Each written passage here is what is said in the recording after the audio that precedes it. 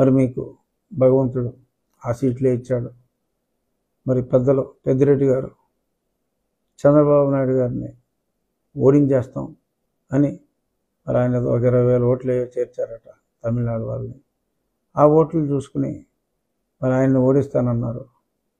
సరే ఈయన మరి ఆయన స్వామి అయ్యప్ప భక్తుడు, మరి ఏ దేవుడు కాపాడాడో నాకు తెలియదు. కానీ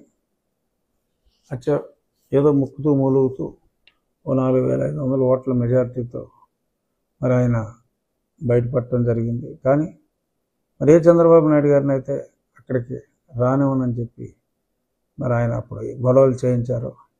మరి ఇప్పుడు ఆయన నియోజకవర్గంలోనే ఆయన అడుగు పెడతానికి వీల్లేదు అని చెప్పి మరి కొంతమంది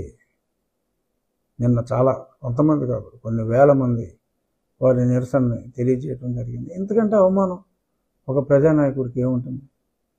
మరి అన్ని సంవత్సరాలు అక్కడ ఉండి మరి అక్కడ ప్రజలే వేల సంఖ్యలో, ఏదో 10 మంది 20 మంది అంటే ఏదో ఎవడో సొమ్ములు ఇచ్చి గొడవ చేయించాడు అనుకోవచ్చు. వేల సంఖ్యలో అక్కడికి వచ్చి గెట్ అవుట్ అని అన్నారు. అంటే మరి గతంలో పెద్దిరెడ్డి గారు ఏదైతే చేశారో మరి అదే మరి ఆయనకే తగులుకుంది అని అనుకోవటానికి ఇది నిదర్శనం. అలాగే మరి నా నియోజకవర్గంలో కూడా మరి కొంతమంది ఎమ్మెల్యేలు నా గురించి, మంత్రులు, మొన్నటిదాకా తాజా మాజీలు, అంతకుముందు మాజీలు కూడా మరి నా ఇల్లుని మొదలు కొట్టాలనుకున్నారు. ఇంకెన్నో అవాకులు చవాకులు నోటుకొచ్చినట్టుగా మాట్లాడారు. అతి దారుణంగా మరి వాళ్ళందరూ కూడా ఓడిపోయి ఇవాళ సమాజంలో 70,000 ఒకడు, 72,000 ఒకడు మరి అక్కడ అతి దారుణంగా తేడాల్లో ఓడిపోయి మరి తలెత్తుకోవడానికి వీల్లేని పరిస్థితుల్లోకి నెట్టేశారు.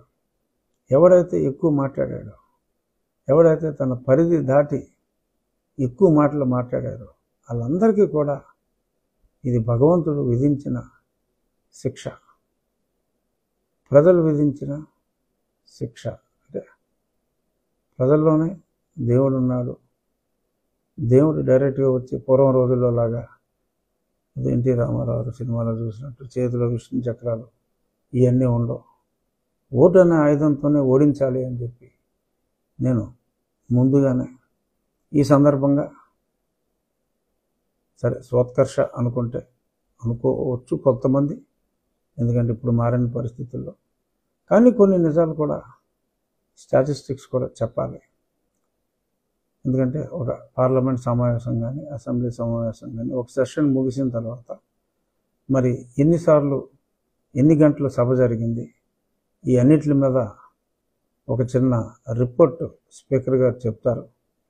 అలాగే అదే మాదిరిగా నేను కూడా ఎగ్జాక్ట్ అవర్స్ ఇంకా క్యాల్కులేట్ చేయలేదు, కానీ ఉజ్జాయింపుగా కొన్ని చెప్పవలసిన అవసరం కూడా ఉందేమో అని నాకు అనిపించింది.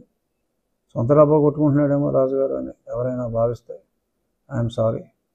ఉన్న డబ్బానే నేను చెప్తున్నా.